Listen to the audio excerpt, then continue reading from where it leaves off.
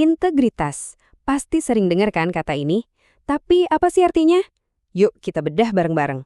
Karena ternyata paham kata ini tuh penting banget buat ngertiin dasar dari masyarakat yang sehat.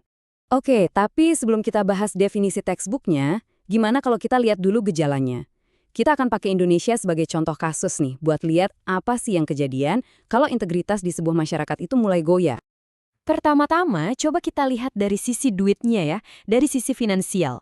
Grafik ini nunjukin sesuatu yang, wow, miris banget. Lihat deh, jurangnya jauh banget antara kerugian negara karena korupsi sama uang yang berhasil diselamatkan. Dan ini bukan cuma angka loh di atas kertas, ini uang kita semua, uang publik yang hilang, yang harusnya bisa buat banyak hal. Nah, masalah finansial tadi itu ternyata nyambung ke kesehatan demokrasi kita. Indonesia menurut Economist Intelligence Unit masuk kategori demokrasi yang cacat. Status ini tuh kayak lampu kuning, nunjukin ada masalah yang lebih dalam, masalah sistemik yang harus kita sadari. Dan di level masyarakat, di kehidupan kita sehari-hari, ya ini hasilnya. Gesekan sosial di mana-mana. Semua gara-gara politik yang memecah belah, berita bohong alias hoaks, dan yang paling parah, rasa saling gak percaya yang makin besar. Familiar banget kan sama suasana kayak gini? Masalahnya tuh nyebar kemana-mana, dari tambang ilegal yang merusak lingkungan, serangan cyber yang gila-gilaan jumlahnya, sampai, ya ampun, ujaran kebencian dan hoax yang gak ada habisnya di media sosial. Kelihatannya sih kayak masalah yang beda-beda ya, tapi sebenarnya ini semua cuma gejala dari satu penyakit yang sama. Jadi pertanyaannya sekarang, apa sih benang merahnya?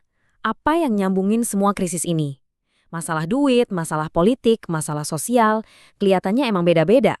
Tapi akarnya itu cuma satu. Jawabannya, krisis integritas. Yup, itu dia.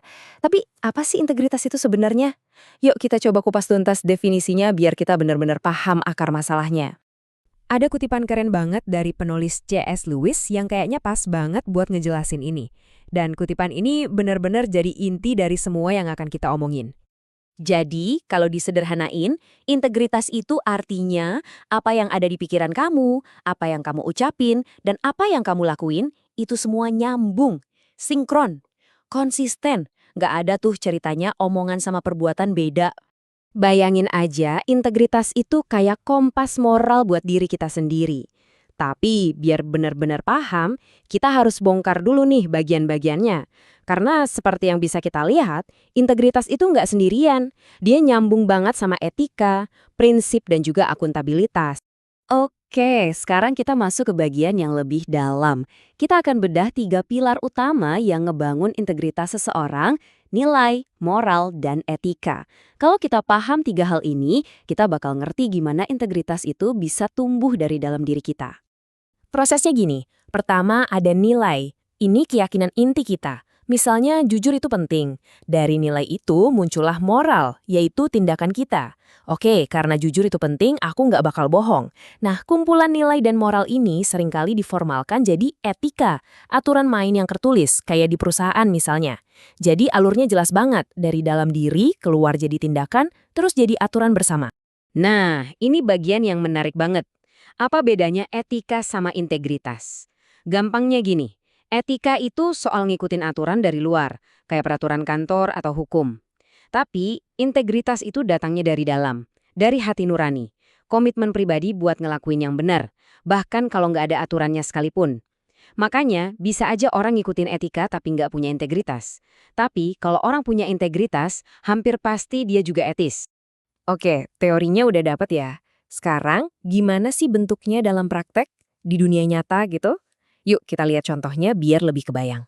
Coba deh kita lihat tabel ini biar makin jelas. Misal, nilai kamu adalah akuntabilitas itu penting. Dari situ, muncul moral atau tindakan. Kalau aku salah, aku akan ngaku, nggak akan nyalahin orang lain. Nah, tindakan ini biasanya didukung sama etika di kantor. Kode etik perusahaan mewajibkan kita bertanggung jawab. Integritas itu, ya pas ketiga-tiganya ini jalan bareng, seirama. Oke, sekarang kita udah lebih paham kan, apa itu integritas? Nah sekarang, mari kita balik lagi ke masalah yang kita bahas di awal tadi. Ingat kan?